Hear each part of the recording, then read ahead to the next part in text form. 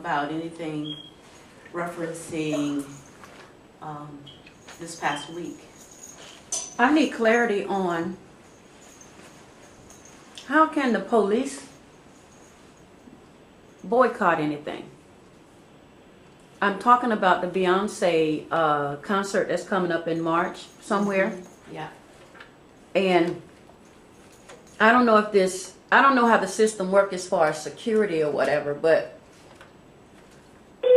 they're gonna boycott The police are going to boycott. her concert.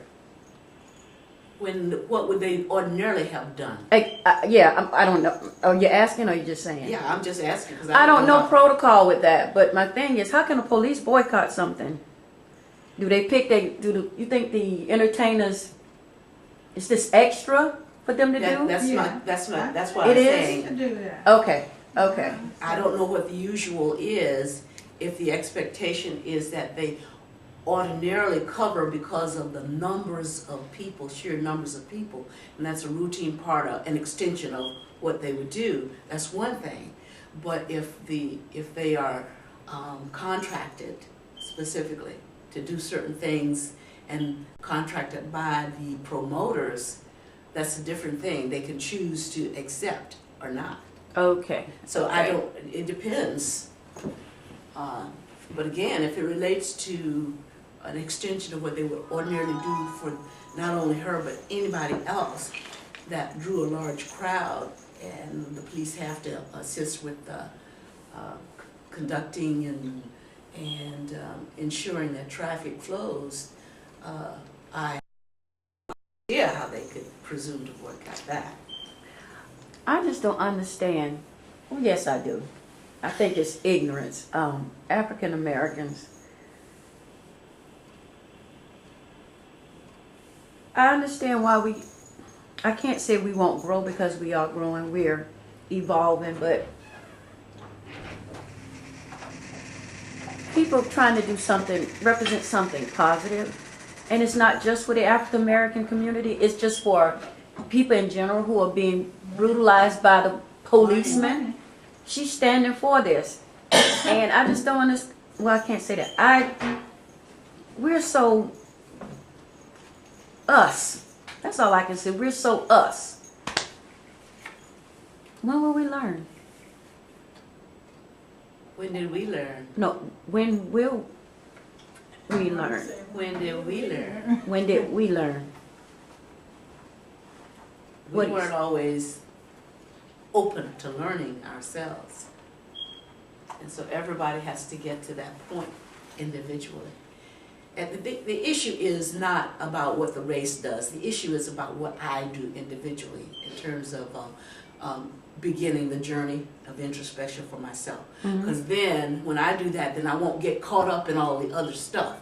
And each one of those individuals are there's like Elohim is one and many. In any race, there's one and many. The one is the one individual, but the many constitute the culture of that race and how that race usually, as a culture, responds. And it's only when the individuals in any particular race or culture begin to introspect and step out and say, I'm not down with that, blah, blah, blah. The change only occurs that way. Otherwise, we're like we go with the herd. So people go with the herd when they choose not to think for themselves. When they choose not to take the responsibility for themselves, because there's a responsibility in even following the herd mentality.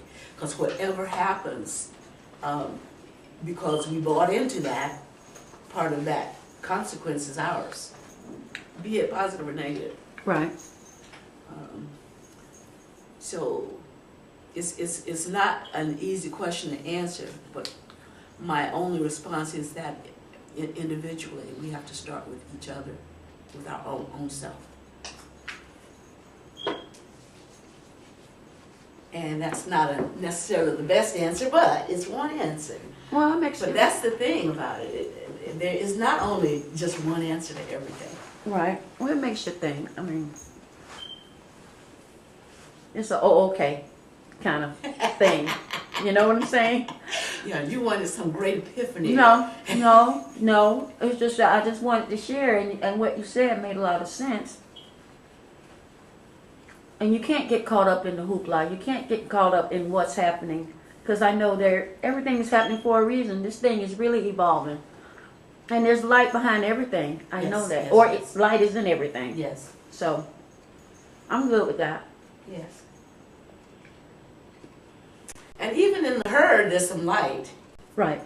But you know, it's like all of us. Sometimes our light gets covered with some distraction or something that keeps it from really, really shining the way it should. It keeps us from being conscious of who we are, Right. apart from that herd.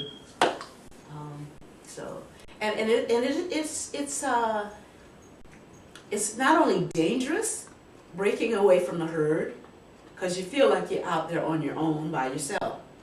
It's also courageous to break away from the herd mentality too, because it takes a lot to stand when everybody else is going in the other direction, whether it's from a religious perspective or from a cultural perspective or from a socioeconomic perspective. It takes a lot for a person to make a stand for right and for justice. Well, we know about that Yeah, because we all experience that yeah. here. You know. And I'm, you know, even now I'm experiencing it even more. I don't know about your pastor. If he's listening, I don't know about you. You know, the things that he said would begin to occur are things that are just happening. People come into your lives and they have real issues and real problems. They're not surface kinds of things, and you can't just glaze over them with your standard comments. That doesn't get it. It's getting interesting. It's getting real interesting. The best is yet to come. Yeah. And the best is now also. Right. Because remember that the conversation we had about now being all that we got? Yes. Yes. Yeah. It is. Now is all we got. Because And, now is what? well, I was gonna say, if we really keep mindful of that, it's like if when you're in the now, you only dealing with what's here. There's nothing really holding you because you're here. You're thinking about, you're in the now. That means all the experiences you've had before you don't allow them to cloud what you choose to do or how you choose to respond to any given situation now. That's true.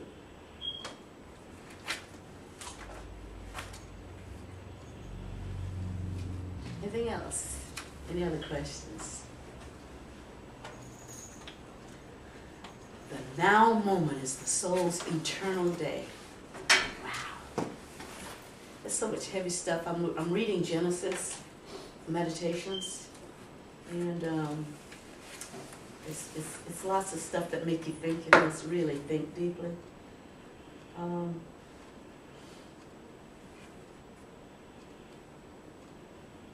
For instance, this says, in every human being you can find precious gems of infinite variety. That's like in the herd mentality we're talking about. Mm-hmm. They're infinite, different, diverse personalities that get wound up in a herd or a mob kind of. Mob is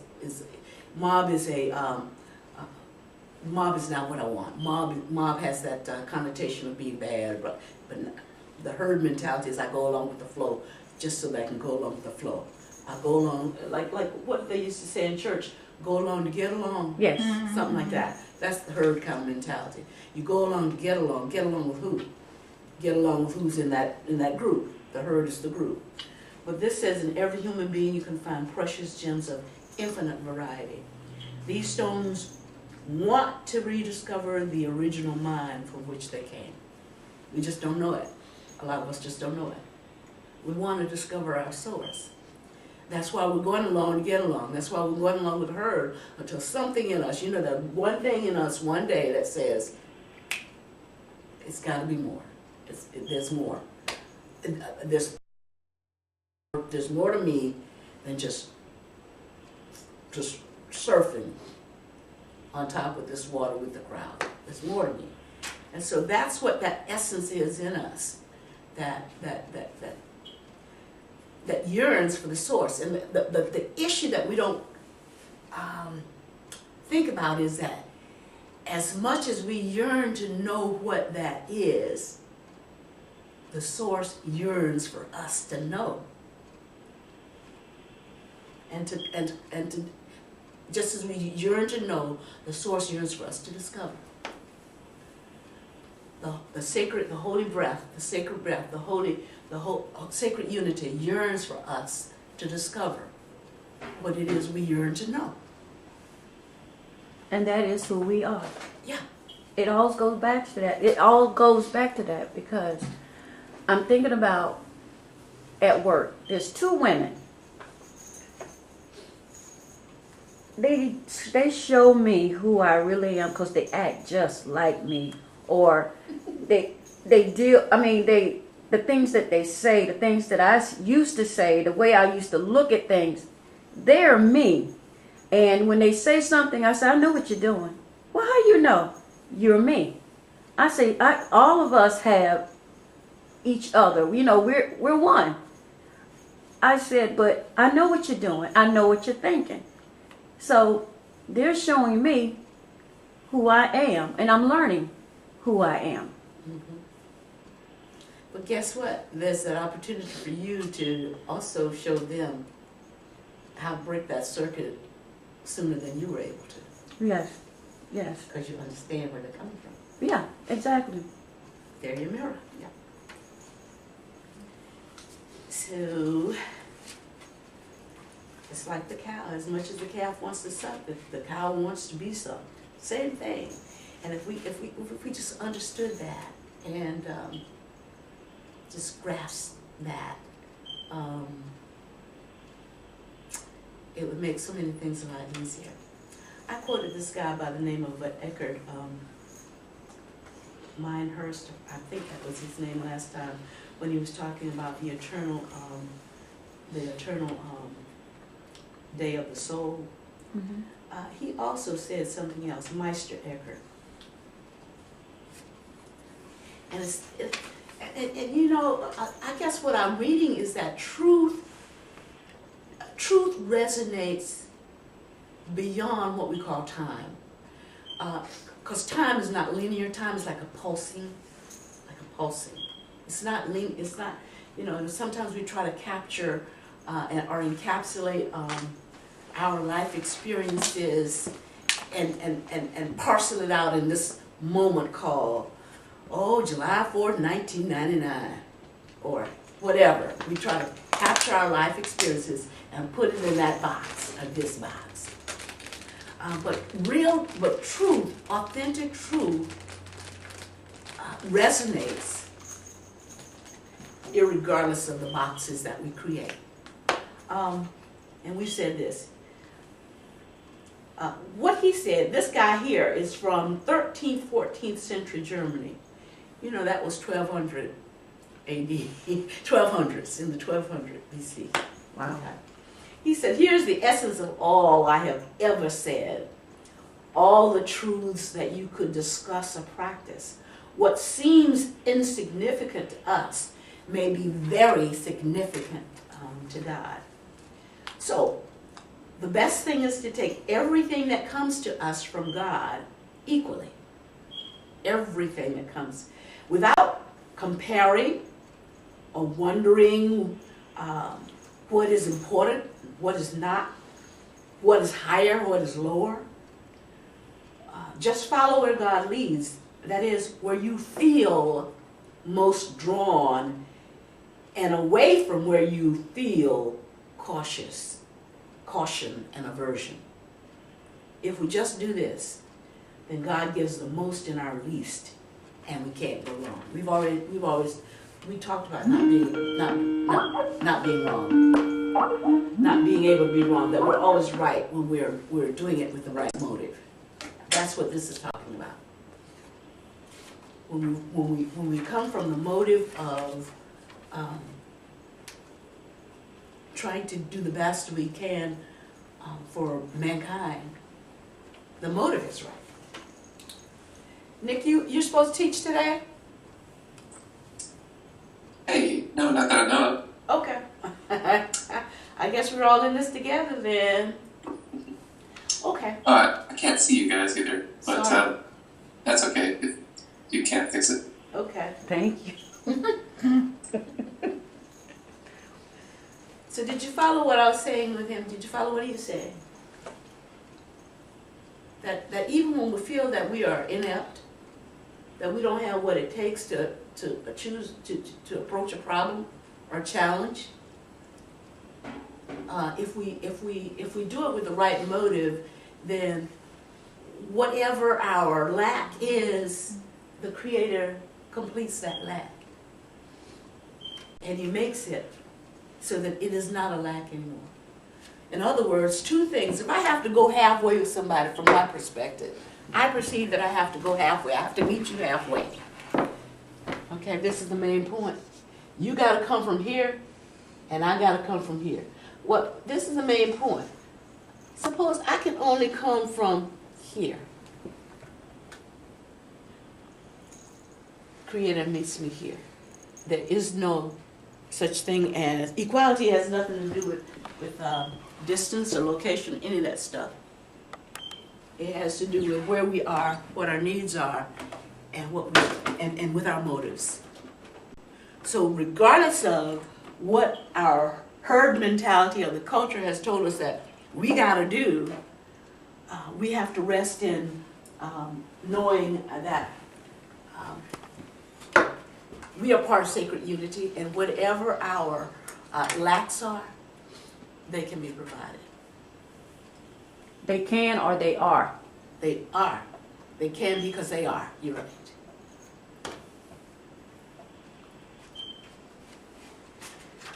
So the more we get into this, the more we know that we don't have any excuses, guys. It's not what we want to hear, Right. but it is what it is. And I keep telling myself that when I lose my temper in my mind, because a lot of times now I'm not spouting it like I would once do. So now I have to check what I'm thinking even. And I said, okay, not going there. It is what it is. I'll deal with where it is. And I guess that's the thing that makes us different too. It's not enough not to be able to not say what you would have said in the past. We have to change our thinking. Right. Which means then, once we've changed our thinking, the thoughts will never take root in our minds. What we would have said before came from a thought. Well, we would never even allow the thought to even take root in our minds. It may come through, it may flow through. All of us have, we think negative things, but we allow it to just flow on through. It does. We don't take it and massage it and say and give it life by saying what if, or I shoulda, woulda, coulda, or all of that stuff we do to give it life. It just comes through and it goes on. Hey. Good morning. Janice, I'm glad to see you. Nick can't see us. Can you show me what to do, please? Sure. Can you hear us? So, Meister Eckhart said, the best thing is to take everything that comes to us from God equally.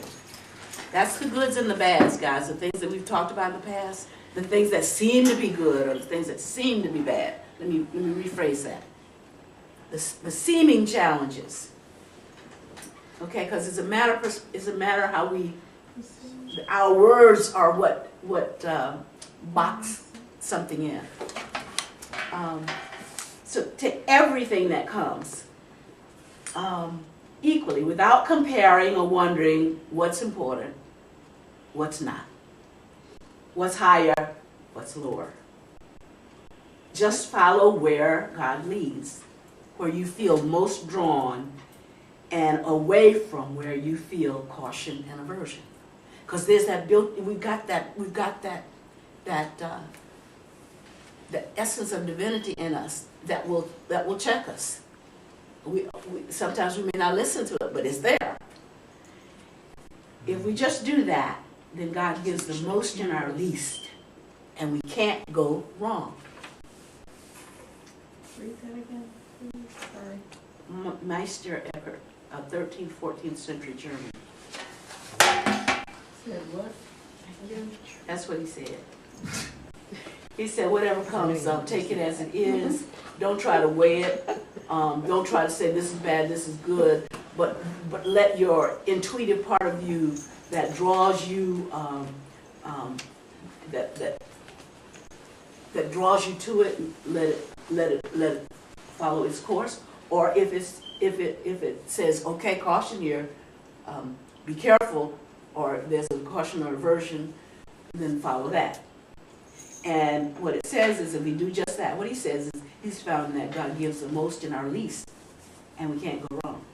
In other words, we're going with the flow of sacred unity. The bad and the good are both imposters. Who said that? What? Who said that? What? The bad and the good are both imposters. Yeah. Oh, that's on the entranceway to the main court at Wimbledon. The good and the bad, treat both those That's Shakespeare, I or success and failure, treat both those they're imposters, treat them both as imposters, whatever it is. think. I haven't walked on the center court in Wimbledon, so I don't know. Well, I have never, so anyway. But there's some wisdom in that. There's some wisdom in that. It's saying that basically the same thing. That stuff happens. That's what, when we go through these pulses of time, stuff happens. Are you raising your hand, or are you just He's speaking acknowledging? because this is the first time he's been able to see us, I think. Oh, I can see you now. Just wait. Thank you. Okay. I thought I just didn't know. Question, comment? I mean, that's, How are you going to Eichert? I'm reading the Meditations, Genesis Okay. Meditations. Okay, yeah. And there's really some stuff in here that makes you think. Yeah. And what I said was there are truths, when you hear truth, it resonates beyond these little parcels of what we call time.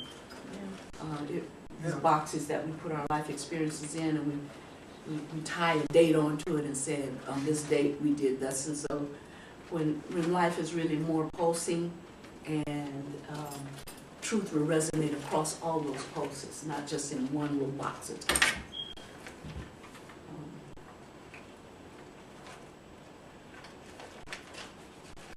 Other comments? We're all teaching today, guys, for your information, so the questions will have to drive also what we do. I have a comment. Yeah. I just want to say about that, the good and the bad are both imposters. That same sort of concept is present in pretty much all mystical thought, regardless of what portion of the world it comes from. Even somebody like Lao Tzu, over in China, said life and death are different ends of the same thread, viewed from different angles, type of thing. Mm-hmm. And that concept is present pretty much everywhere, because at the root of it is the notion that there is something sort of outside of the sort of duality that we experience that is more eternal and timeless, from which those dualities emerge and grow. And that is the true nature of your and our identity. And it is that we have to seek in ourselves when we learn to center and balance ourselves. It's kind of like, it might seem strange to say that good is also an imposter, because we already know we don't want to experience bad, quote unquote, whatever that may represent to us in terms of feelings or thoughts or whatever. So when you say good is the same thing on the opposite end of the spectrum, it's kind of strange. Because really, if you think about it sort of psychologically, we want to move away from those things that are bad for us and move towards those things that are good for us. But generally, those things that we think are good for us are good for our sort of limited understanding of who and what we are, and those things are usually ego-based. The third option that exists sort of outside of that duality is, I would say it's closer to good than bad in terms of the nature of the experience. Whatever good is, huh? Yeah, and it's something that is continually growing in you as you learn how to sort of draw from that center of yourself over the course of our lives. But it's and this is, of course, from my own understanding and experience, not saying that I'm totally an expert or totally have completed my journey, of course. But I will say that it is it's better than good. Good is a pretty mundane concept. What you're actually seeking and the thing that will actually satisfy you is much better than good. Mm-hmm. Or what we have sort of typically perceived as good for us. Mm-hmm. So that's mine. I just wanted to add that. So your point is we traditionally have just settled for good and the bad, but when we taste truth, it's like tasting something for the first time, and people have told you what it tastes like, but it's only when you experience it that it's so much better than the way they could describe the taste to you. And my experience may be a little different from your experience in terms of quote unquote what the truth tastes like, but it's whatever it tastes like is right for me. And whatever it tastes like on your spiritual taste buds is what you need it to taste like for you. Right. It's the sort of spirit is sort of constantly described as water and you having your thirst quenched. Mm-hmm. Both the good and the bad do not quench that thirst. Rather, the thing that quenches your thirst is the thing that is sort of quote higher than that polarity. It's the thing that exists behind the illusion of separate things. So that is the thing that is the source from which the water that you want to drink actually comes. One gets to that point though when one embraces the dichotomy of good and bad. And one doesn't say that one is any worse than the other if in fact the accident that I was in brought me to a more profound knowledge of part of my essence. So you really can't you can't just settle for good and bad. You'll just allow that to move you into a consciousness of who you, deeper consciousness of who you really are. And so when you put hard labels on things, and that's what this guy is talking about, not to just put hard labels on things just for the sake of putting hard labels on it, but experiences come for reasons. Whatever dichotomy we in which we describe those experiences, there's a reason.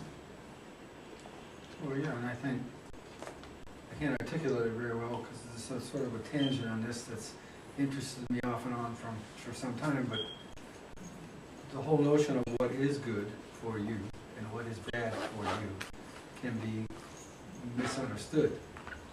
So by even trying to characterize it that way, you're distorting or confusing whatever the way forward could be, so to speak. But it's hard to resist that.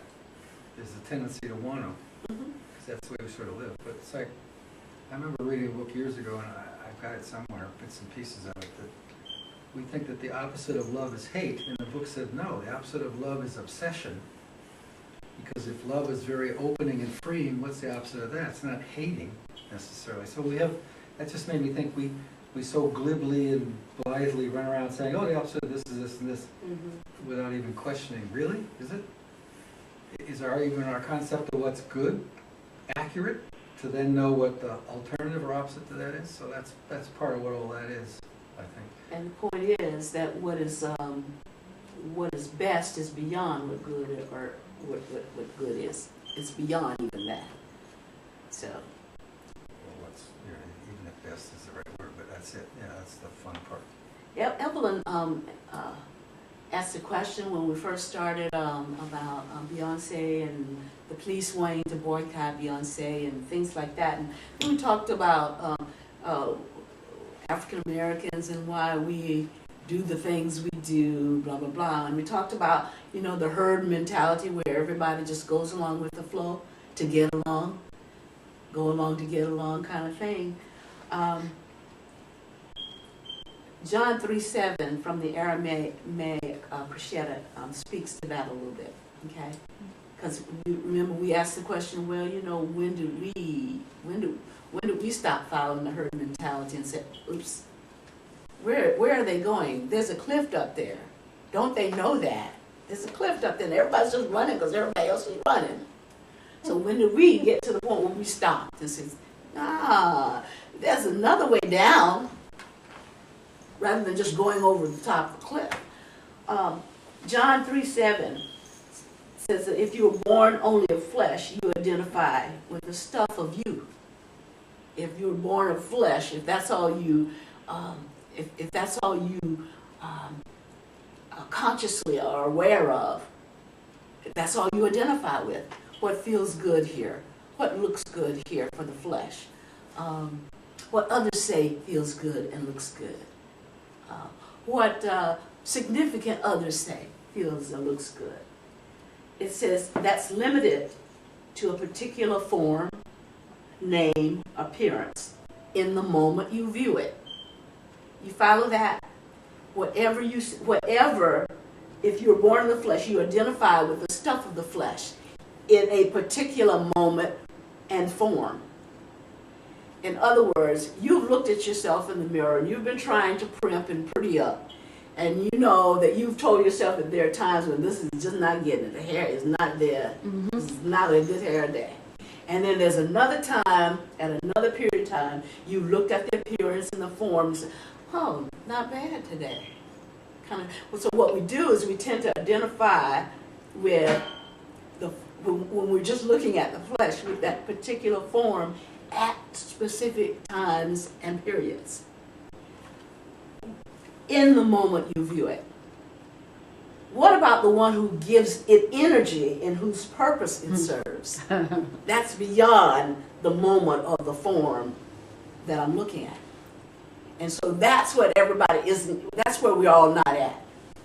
We're not at the point where we understand, holy breath. There's only one holy breath, and that's the next one. There's only one holy breath, and that's the next one. That's the one you take next. That's the next one. And remember last time I taught, I said, well, if you don't believe that, just try to hold your breath. The one holy breath is the next one you take. So it's living in the moment. It's living in the now. It's not taking snapshots and trying to put them in parcels of time or parcels of form of who I look like. The essence of who I am is beyond the form and the appearance. If you were born of breath, you identify with something much closer to sacred unity. Your breath is part of Holy Spirit, and it changes every instant, as does the one. Without this kind of breath, without this kind of birth, you will always be puzzled when I say things like, be born from the first beginning. Well, can we say we were like that, where we were thinking like that? We were that before we got shaped by religion. Because Yeah, I think we were closer to that before Yeah. we got shaped by that's what, yeah, I think that's what we really, that's what we were. Or that's what we, I don't know what to say, but anyway, until religion got a hold of us and it shaped and it formed, it got to our mind. And not only religion, but the culture on top of that as well, where we live. The labels, the African American, what we started with when we talked about here, and all of a sudden we've got a particular picture of, okay, African American, what does that mean? So the labels are Polish or Jewish or whatever, all of those things also are overlaid on top of the religion. Religions, yeah. And so it's a wonder that we all, any of us break free, the seed germination of the essence of the divinity that we are, gets out of the shell of all of this stuff and shines forth to be what we are. We are what we are. Well, it's interesting that religion sort of pulls us into earthly consciousness. Mhm. Because Isn't it ironic? it is very ironic. That's where it came from. It starts to make you think about, oh, I need to dress like this, I can't wear a shirt down here, I can't do this, it just makes us more earthly conscious. And heaven is up yonder, Yeah. and I can never experience that Mhm. right now. And I cannot walk in Christ consciousness now. That's blasphemy. Who am I to say that I am God? So yeah, it does do that.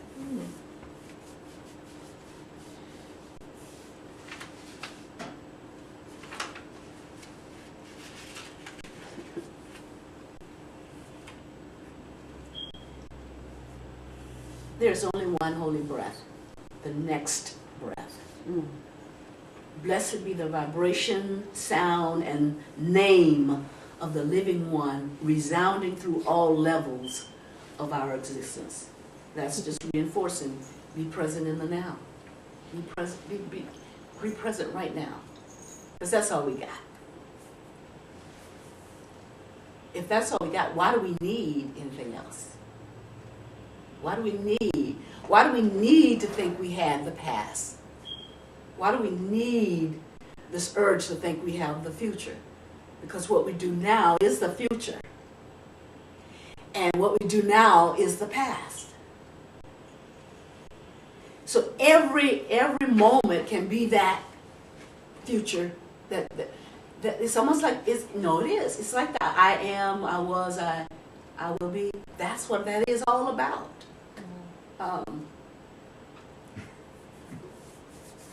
If we stop trying to put physical kinds of things on that spiritual concept, that's what we try to do.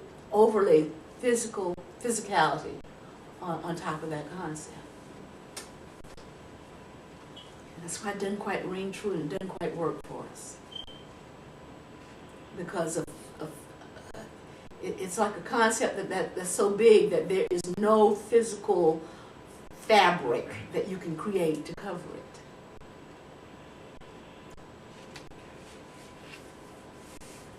Other thoughts, questions? I have one. If this consciousness is an illusion, why do we need to pray? Why we need to what? Pray. What is prayer? I know it's breathing now. But you remember, it depends on what label we identify what prayer is. Your nephew. Nick? And is- I would say that just like Barbara is saying, the prayer you do when you close your eyes and you speak is an extension of the reality of what prayer is. It's connected to that same thread. So the inner meditative nature of what prayer is something that we can and will do constantly the closer we get to the source of ourself. But for the time being, since it's very difficult to quiet all the stuff going on in our heads, focusing in the way that we think of sort of prayer in the traditional sense can be very useful. Basically, it's another form of meditation, and it's like a ritual that you do if you are not able to access that consciousness at all times, which we usually can't. So it's something that helps you focus, and it's something that helps you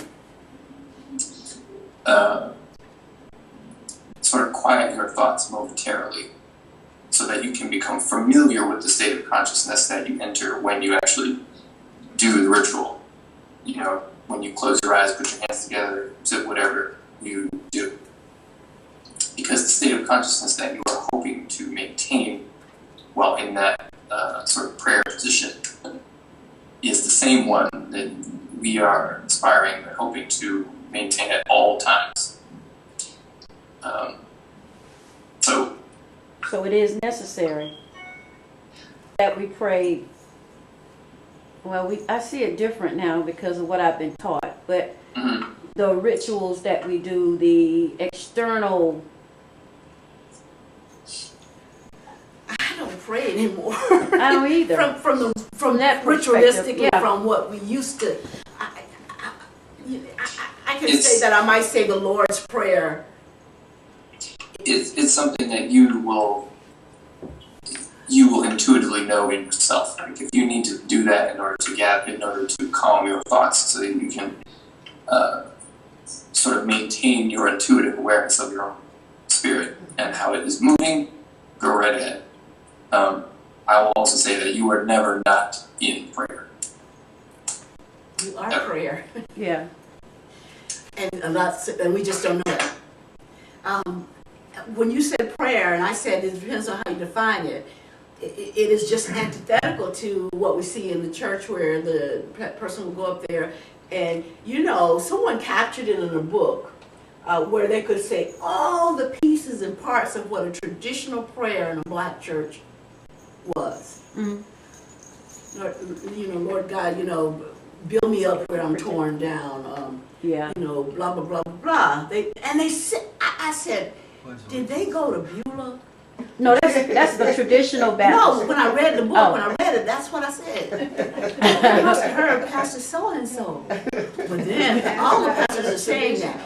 And the issue is when we go up there and we keep going up there and we keep bringing the same thing. What Nick is saying is that the kind of prayer that we need to allows us to begin that inner journey of introspection and questioning ourselves and who we are and what we are. Whereas when we're talking about the church and what the church has done, it keeps us bound in the natural. And everybody come up for prayer, and the same person goes up for prayer about the same situation that's been ongoing for years. That's what we say about holy breath. It changes. That's how we are as a prayer. We're to be changing, not necessarily staying in this one period, this one parcel of time that we got trapped in, called December 1st, 1972, when so-and-so did so-and-so to so-and-so. And we go in there and we pray, Lord, forgive me. I didn't mean to say that to so-and-so. And we keep going back because we're trapped at that period.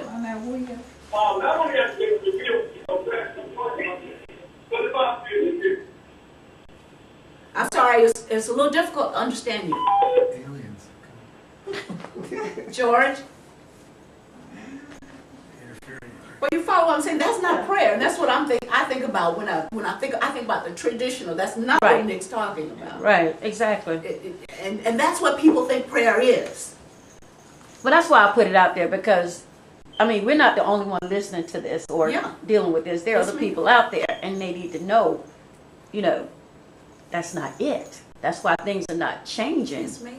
when you go up there every Sunday because that's not it. But it's a start, I believe. Of course, we all started there. Yeah. But at some But- point in time, Okay. go ahead, Nick. I was gonna, and that's why in church, that's why you get the evolution of how they do things, because things have to become more intense in order to fill that gap that is actually increasing the longer that they stay there. So that's why you have Gospel mind. prayer dancers and like all that stuff. All that stuff is a distraction from the fact that you're not actually getting what your own spirit knows that it wants. Unless there's that one breakthrough moment when I've prayed that same thing for 100 times and I said, this is not working. If it drives me to that point, to introspect, to ask the question of who I am and who's, all of that, then it's served its purpose. That's why you can't just call it negative. Right. Yeah. It's where people are. I think where the failing is that they say, cast your burdens on the Lord And Give it leave to 'em. them and there. leave them there. They don't say, go inside yourself and reflect and think about what you are doing to, mitigate the situation. Pop those bubbles. So, yeah, cast it there and leave it. And that's kind of where they stop. They just go to the line and stop. Yeah. But then I go back home and I pick up the other piece of it and I bring it back next time so I can cast it again. next time. Yeah, you're Yeah. right. It has. I was rewatching this movie last night called The Way, and part of that is, and it's apparently world famous and people do it all the time. There's a pilgrimage that winds up in, I can never remember where, in Spain. Compostela, whatever, something. That's why I bring Audrey. But anyway, the point is, you carry a stone, and toward the end, and it's very Islamic-like in some ways. There is a obelisk, and for 1,000 years, people have made this trek, and you cast the stone, and the stone has whatever your need is that you want to express. It's like a scapegoat. But it's supposed to, I guess, help release you. At least you could say release you, or help you find a way to take whatever the energy out of that issue or thing is in your life that's been, you would tend to think it's generally negative, not what we think of as positive. And that's a little bit like I've always been intrigued with the Catholic thing of confession, right? It's supposed to say, it goes a little bit too far, we're all worms and dogs, but it's that part you could skip, because, we can't get away from the original sin part, but you could say, all right, just do this, jump up and down, do some exercises, either with your fingers or your body, and go try again. I take it from you. So that's, throw it there. Nobody's thinking, at the end of 1,000 years, good Lord, how many stones are there in that pile?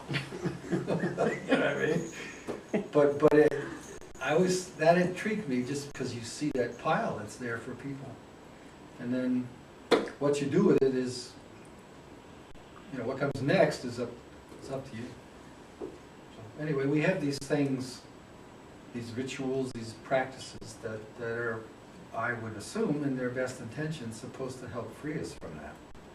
So there's a function there. The question is then whether they do, or They don't. you leave it at the feet of the altar or whatever it is, and then if the minister gets back in his pulpit and hits you some other way with it, then that's all gone. So anyway, I don't know. The only person that can free us is us. Mm-hmm. The only person that can free me is me. Well, I mean, And I think that's part of the issue now. So many of us are going around with the unforgiveness, having never freed ourselves. That is the power of being one with sacred unity. That we don't have to carry that burden anymore. I mean, that's what we were talking about, where we said that that sacred breath would meet us at our lease. You know, and just for lack of a better word, banking on that, just acting on that, and that's that's one of the truths that a lot of us haven't gotten to at this point yet, and that's why we keep going back to what they call the Catholic Church for confession, and that's why we keep going up to the altar, praying the same thing. Yeah, yeah. We going need to the altar is the same thing. Yeah. Confession. Yeah, well, I mean, But Professor Richard said, we're all just versions of Catholic rituals. But my thing is with the Catholic Church, when you get to the confessions, I'm not trying to say one better than the other, which is not, but at least you do free your, when you to the Catholic Church and you confess, you are freeing yourself from what you're dealing with, not what you're dealing with, but you're saying this, you know, I did this and I do that. Okay, and you feel better. A lot of times once you say that I'm going through this, yada yada yada, I did this and that. But at the Baptist church, you go up there, you don't say nothing. You just sitting there like a sitting duck. You don't tell anybody anything. You know what I'm saying? Yeah. So in this light, you do. You're saying, I'm dealing with this issue. I got this. I did that. I did this. After that, now that's all that other mess. But unless you know you're what one I'm of saying? those people who says, I got freed that time, we'll go back again, I'm going to go back again, But get freed I think- again. I've always thought that's a fundamental difference between the Catholic concept of confession and the Protestant. The Protestant, to me, is more like the three ghosts in Christmas, in the Christmas Carol. Mm-hmm. In the first one, carrying around the chains and the baggage. Honey, you got that baggage your whole life. The question is what you do with it. Right. The Catholics say, you're too crude to free yourself from that, so give it to us and just go on and try it. Right? So in a way, please, I want to be a Catholic. Holy Richard. Because every Friday, I start over. You know, and the Baptists and Protestants come, Yeah. that's got your name on it. And it is carved in deep stone, and you got to find some way to, you know, chisel that out of it. It's like, oh, you know, this is going to be a journey. Yeah. And And the Catholics truth like, of no, those two extremes are that Yeah. in this very moment, I can free myself and not have to wait till I go to confessional or till I go to... That's what I thought in some ways. The confession, in my concept of it, is truer. The question is, it's part of a bigger package and that's something else. But Mm-hmm. in that moment, anyway.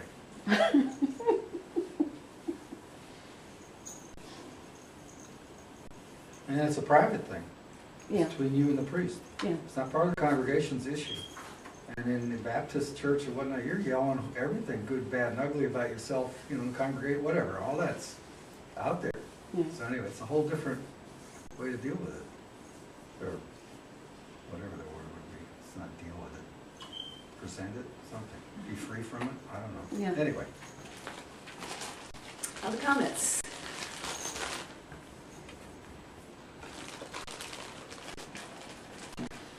So, what's the issue? Actually, I do got a comment. Go I'm sorry. ahead. Dan. I was going to say the evolution of religion in terms of all the branching out and all the division and stuff. That actually, though it might not look like it, is consciousness of those people who are in who are in that environment actually searching for a way out of it. So you can see it dividing and separating and coming out of it. It's trying all these different combinations because at their core they know it's not what they want. And so they are seeking a way out of it, but at the same time holding themselves back for various reasons, obviously. So every religion as it emerges from another one is a new Iteration of that. attempt for a religion to, as a conscious sort of energy that exists on the planet, is an attempt for religion to heal itself of the problems it Yeah. creates. The only issue I would take, and I learned this from reading something else, thinking, spiritual religious thinking, instead of saying the evolution, you could almost say the devolution. Yeah, that's probably a I don't better mean word. devil, D-E-V-I-L, for DEVIL. you Baptists. I mean devolving. The devil's in everything, right? I mean devolution, meaning if religion per se was in its purest form in the beginning, Mm-hmm. we've moved more clumsily and more complexly away from that. It's not been a growth so much as a more burdens, more confusion, more, that's all, that's just, But the original word for religion is to reconnect. That's what it is. But to religion- reconnect, To religion yourself? Yeah, Lesion it's yourself? reconnect. That's what that is, and Yeah, it's been watered down and defiled, so, but anyway. well, it's like I remember, I heard something the other day, that, you know, in the beginning there weren't any Jews, you had Abraham and his followers.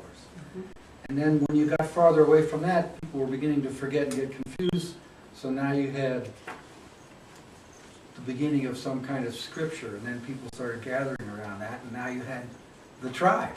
But in the beginning there wasn't. So that would be a devolution.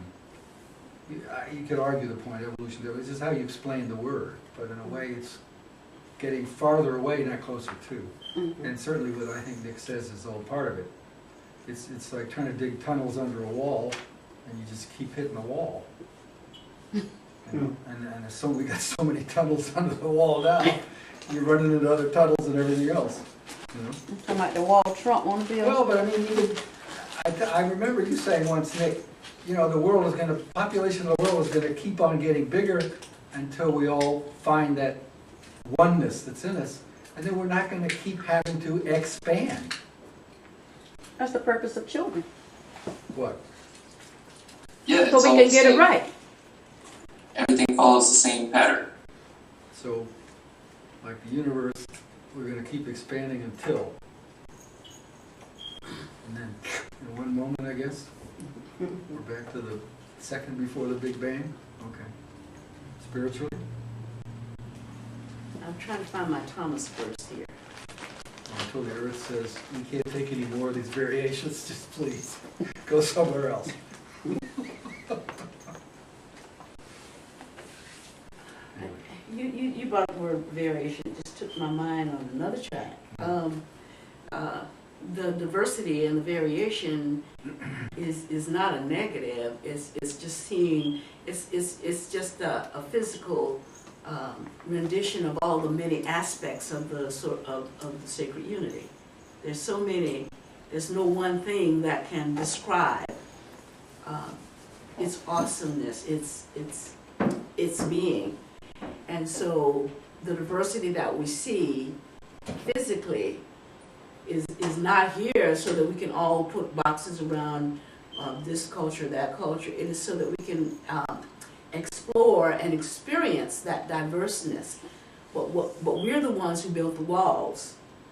And so that's another way that makes it more difficult to experience sacred unity, because we can't even pull down these physical walls that we've built about groups or the impressions about things or our biases about this and that. But even the diversity is good. That's why the one is also the many. Mm-hmm. One is many, is one, is many, is one, is many. Actually, I don't know if it makes any sense, but to a certain extent, some of this, with what DNA can teach you about your ancestry, I think, not in all folks, but I think what it's allowed is for people to realize with every passing generation and stuff, we really are more and more each other rather than apart. Mm-hmm. So Americans, whether you like it or not, we're all fifth cousins or whatever it is. And just when you say that, Yeah, you're right, I got a lot yeah, of cousins. good Lord, you're my family, oh, I can't kill you, I gotta put you in the garage. Shucks. Yeah, I used to, oh, shucks. I can't just diss you or leave you in the street, I gotta do something, right? Because you're family, you know what I mean? I guess you gotta come in and eat. But we don't, we're going the opposite direction spiritually or religious wise. We're not there yet. We don't have any science in religion. It's there. In other words, intellectual explanation, but we're not hearing it because the voices that would tell us, bring us into that discussion are what, shouted out by all the other garbage. But it's there if you want to look for it. They're telling us what's so common. How we're all cousins religiously too, which would change that, but not now. Now we're hell bent on, no, you know, you're the, whatever those Appalachian fights are between the family X and family Y. We're that way. Feuds. We're religiously feuding, whereas science has quietly come along and said, yeah, but as far as the species of us goes, we're all cousins. Mm-hmm. But thankfully, there are people everywhere that have that vision. It may not be a lot of people at any one point in time. But I'll bet you in just about every culture, there's that truth that's foundational that lots of people, again, have covered with lots of other stuff. But there are some people who are tied into it who are seeking to uncover more of truth and who understand that we are not all just separate entities. So I guess that's a plus. And I guess as long as there are people like that around, as we said there, equality is not 50-50.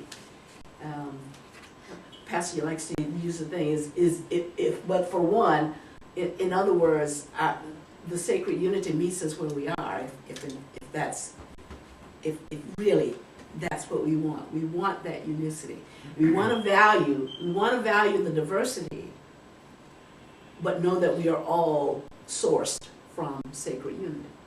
It goes back to the scripture that says, who's my mother, who is my father? You know what I mean? Mm-hmm.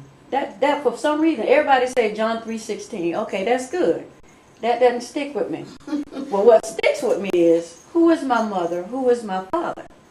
Because that's me. You're me. So we're all snowflakes. So when that person ticks you off the next time, remember that. Well, you know, I do, like I told you, the two girls at work. Yep. They really show, hey. Somebody cuts you off in the traffic, remember that. Blocks your parking space. Yes, sir. Or yeah, you're in a parking lot and then you say they took my parking space. I couldn't get out. Because they got to it first, or they're blocking you. Just gonna run in the shop for a second. Well, but I mean, all that stuff to me is okay, as long as you then, you know, driving away you go, Yeah. big deal. You It was just a let sunny it day. go. I got out, what the heck? Man, and isn't it unfortunate, the total opposite of that is when somebody does a thing that relates to road rage. You let something eat at you, something which seems so infinitesimal.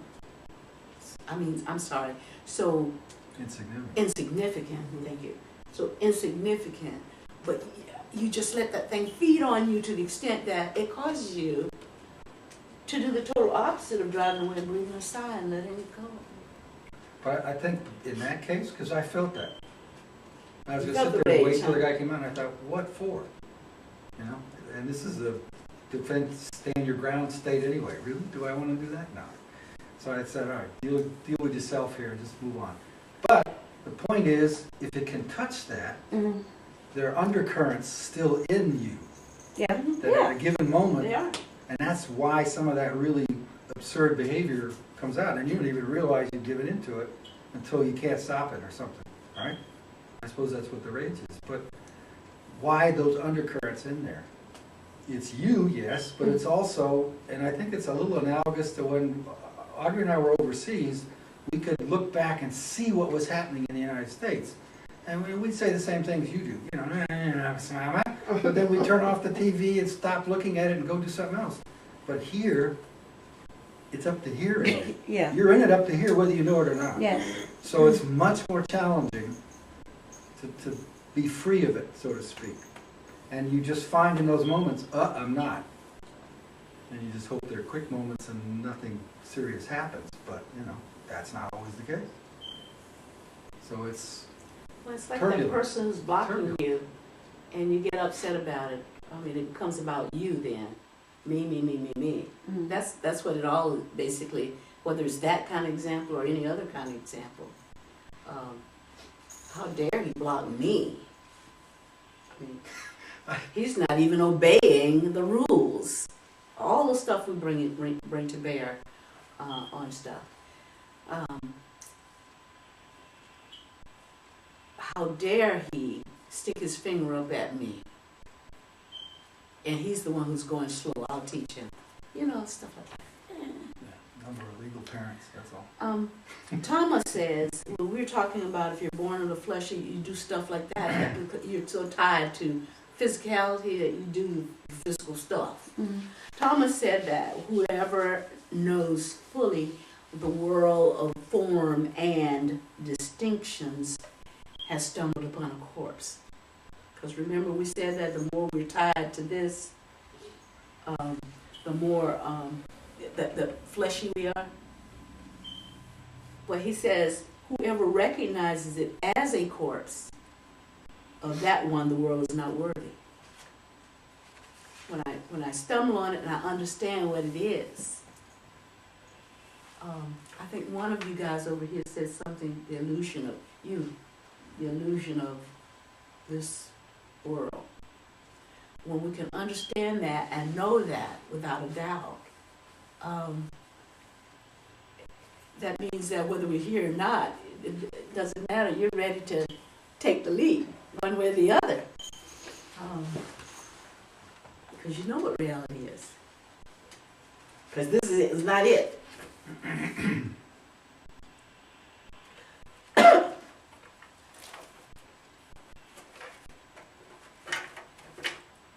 Any other comments? George, you still on? I want to hear what his comment was earlier. Guess not.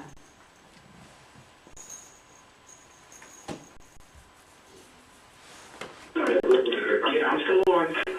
You made a comment earlier, George, that we didn't understand, and I wanted to give you an opportunity in case you remembered it. Was that the George Clark or the other George? Oh, I don't know. Are two Georges on? I thought it was George Clark, but I could be mistaken. Okay, that's me. Yeah, that was me. I mean, I don't think I made a comment, but I think one of the things I just want to share listening is that you were talking about, sacred unity. And I really appreciate, being able to understand, the aspect of just when we say prayer, and we know that in the Aramaic we talk about shalut, prayer meditation. So I think meditation, is that process that I try to walk myself through now in terms of just being able to appreciate our birth and unity. But more importantly,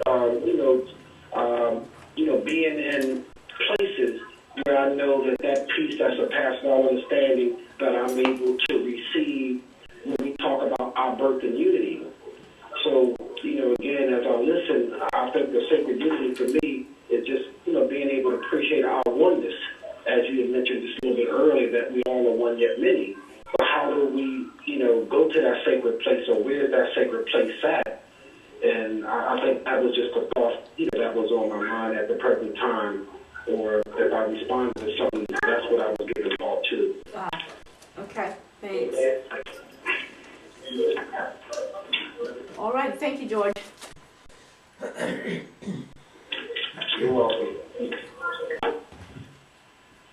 Well, what I ended with, I think, last time I taught, or last time I facilitated, because I didn't teach, you guys helped by the questions you asked, is that if we can help one person see the Elohim that they are, not the Elohim that I am. Because remember, we're one in many, and many in one. The Elohim that they are, then we've done something very positive. Very positive.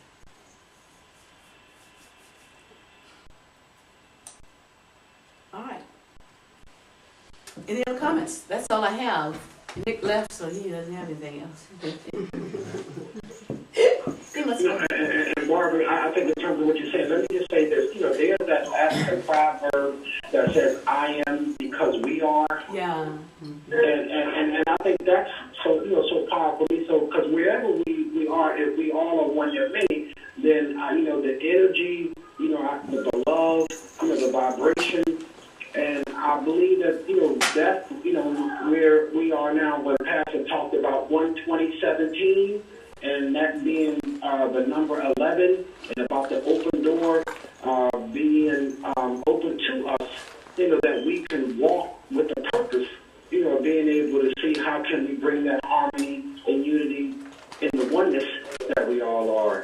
So, you know, again, you know, I'm just grateful, you know, just to be able to hear the living word and the living words in terms of the Aramaic teachings, and not looking at it on the surface, but digging a little bit deeper, that we can truly appreciate who we are, you know, as unity. Yeah, and every time you say the one yet many, I can always, I just remember that that picture you showed us of all the African children with their feet in a circle, with their feet touching, and they couldn't do anything because they couldn't race because they said all of us will have to do it. You know, they saw themselves as one. Absolutely, and that's Ubuntu. Yeah. And the African, you know, tribe, and that's powerful when we all can, you know, go together, you know, in that oneness to all receive, you know, from the treasures that we have. So, you know, it's a great month to be in. We know that we're celebrating African Black History Month, and I think just taking the time to appreciate Kwanzaa, Umoja, as far as the unity, the sacred unity, Aloha. So I'm just, you know, excited, you know, about the season that we're in and the number 9 of completeness. So I think there's some completeness that the Creator has before us. So my thoughts and prayers are with you all. Thank you. But that's just still another example, as you said, that there are truths in every culture, and they ring, they resonate regardless of time, of the boxes we call time. Okay. Any parting comments? Because that's all I have.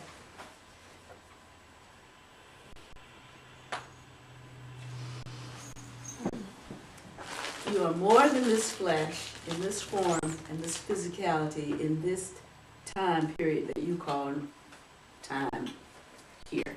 You are more than that. So go and act on that. Now go and be. Go and be. Go and be that.